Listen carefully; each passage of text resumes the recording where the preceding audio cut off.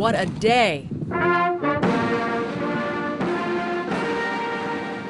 The Star-Spangled Banner played on Cuban soil. A handshake shown the world over, and a news conference we'll never forget. The embargo is going to end. The path that we're on will continue beyond my administration. President Obama making a promise. Raul Castro getting defensive. Give me a list of the political prisoners and I will release them immediately. Just mention a list. Our team coverage continues on the president's historic visit to Cuba.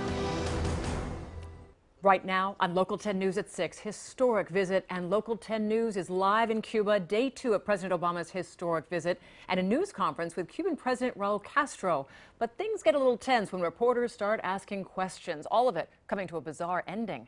And the president seen here laying a wreath at the Jose Marti Memorial today, marking another historic moment. It was a busy and intense day for President Obama. He made several stops across Havana. We have live team coverage from Havana. Let's get to our anchor Calvin Hughes and Hatzel Vela live in Cuba. Calvin, we begin with you. Janine, the president has wrapped up his meeting with the Cuban entrepreneurs here in Old Havana. He is now making his way back to the Chief of Missions residence, which is about 15 or 20 minutes away. But let's take a look back at his meeting with those Cuban entrepreneurs, those who are aspiring to have their own businesses, those who do have their own businesses, a growing part of the Cuban economy, the private sector. The president talked about how he had dinner last night at San Cristobal restaurant, a family-operated business, another part of the growing part of the Cuban economy and the private sector as well. And he talked about several businesses, too, that are going to be coming to Cuba. Let's take a look at that list, if you will. He talked about Starwood Hotel. He talked about GE, as well as Keffler Tractor, the Marriott, and Carnival Cruise Lines. He says in May that a number of goods will be able to be bought by Cubans here, and that Cuban Americans in Miami really do support the people here on the island. Let's take you now to the Palace of Revolution for the handshake between Mr. Obama and Castro, a handshake of diplomacy after 5 decades of animosity and acrimony. An old revolutionary and a democratically elected president representing 2 countries who still have major differences, especially on the issue of human rights. And now to a moment that many thought that they would never see. Cuban Americans certainly thought that they would never hear this as well. Take a listen.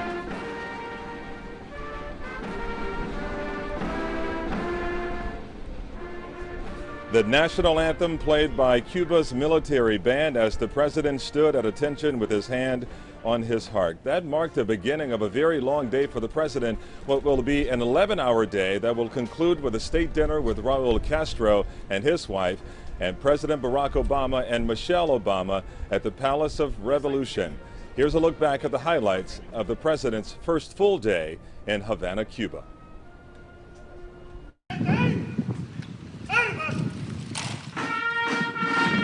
President Barack Obama was greeted with flags and fanfare as the national anthems of both nations echoed through the Palace of the Revolution. The president began the day by taking part in a memorial ceremony remembering Cuban revolutionary Jose Marti with Cuban Vice President Salvador Valdez.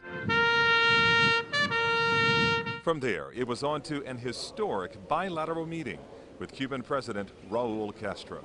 Presenten armas. Descansen armas. The 2 leaders greeted the U.S. and Cuban delegations, then sat down for an historic meeting, offering critical clues about whether the sharp U.S. U-turn in policy will be fully reciprocated. This was Castro's reaction when asked about releasing political prisoners. Give me a list of the political prisoners and I will release them immediately. Just mention a list.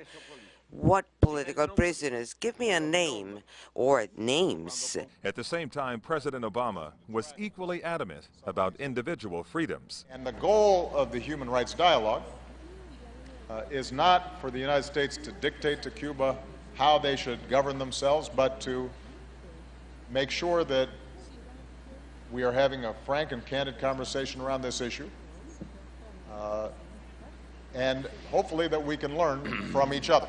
The pomp and pleasantries could not hide the underlying tensions, even in Castro's final words. It's like talking about prizes, and I'm going to end here because there is a commitment that we should end in time. And I think with this is enough.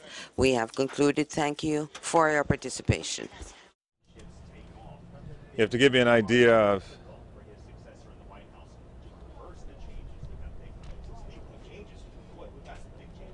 right.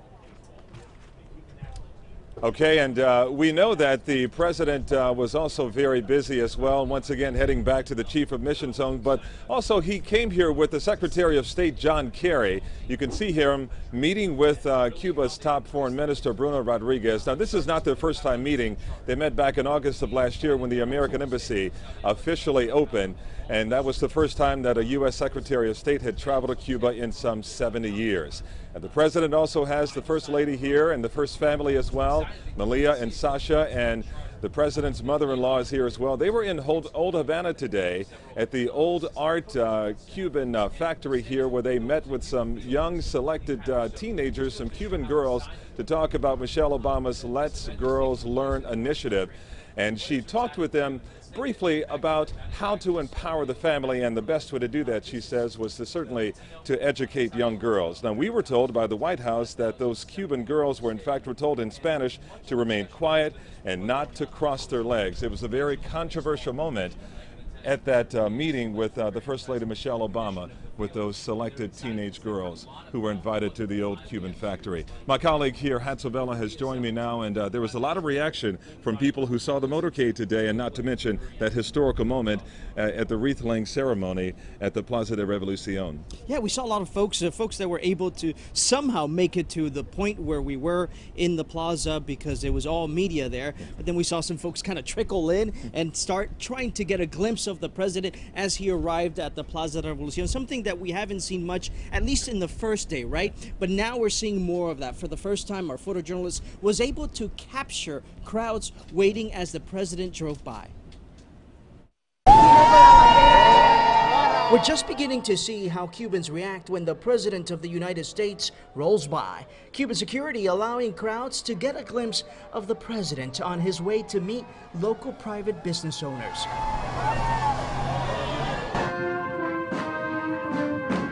Earlier, the president laying a wreath at the Jose Marti Memorial, and a handful of people got to see him from far.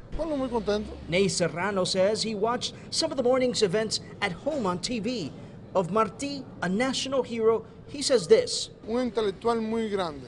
Describes him as an intellectual. Of President Obama, he says, La gente está muy contento con Obama. the Cuban people are happy with Obama. American flag waving in the wind. Daniel Llorente Miranda wears a shirt with his Cuban flag. I'm Cuban, he says, and I came to see Obama. By this point, the president had already left the memorial and was within the walls of the Revolutionary Palace. Miranda says Obama has demonstrated that he keeps his word. He came to see the people of Cuba, he says. But the Cuban people have not been allowed to see Obama, not even from far, he says. Too much police, always keeping us away. And Calvin, as you know, the Cuban people are resourceful. So this guy, he says he's going to continue to try until he gets a glimpse of the President of the United States. Tomorrow's a big day. We know that there's a pivotal speech by the president, but also after he gives his speech at the Gran Teatro, that there's going to be a baseball game with the Tampa Bay Rays and the Cuban national baseball team. And there's a certain player who is going to be coming back home. Take a look.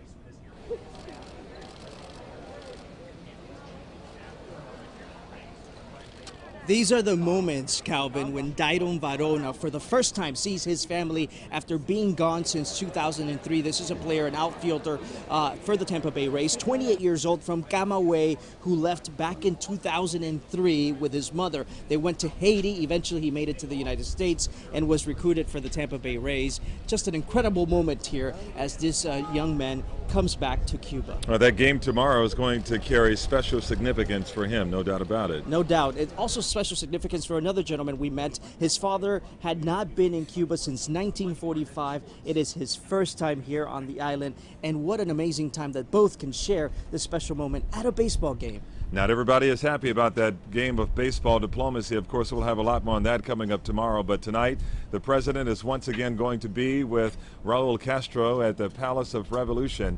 That is going to take place at 7 o'clock, where they will have their state dinner along with their wives. Michelle Obama will be there. We'll have those pictures for you and a comprehensive look back at all of the day's events with the president coming up at 11 o'clock. For my colleague here, Hatzovella, I'm Calvin Hughes. Lori and Janine, I'll send it back to you. Thank you both, and we'll be joining you for those special reports at the state dinner. We'll see you shortly. And this picture and one like it, it's getting a lot of attention on social media. Some people saying that the president should have never allowed himself to be photographed in front of a Che Guevara mural.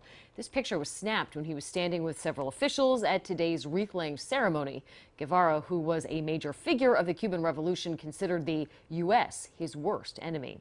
President Obama also brought his entire family, including his daughters, with him to Cuba. And here's another candid shot taken when the first family enjoyed a traditional Cuban meal at a local paladar. That's a simple home restaurant in Havana last night. And this is what's on tap for tonight. We'll bring you live coverage as the president arrives to the Palace of the Revolution for a state dinner. You can also stay updated by visiting our website, local10.com.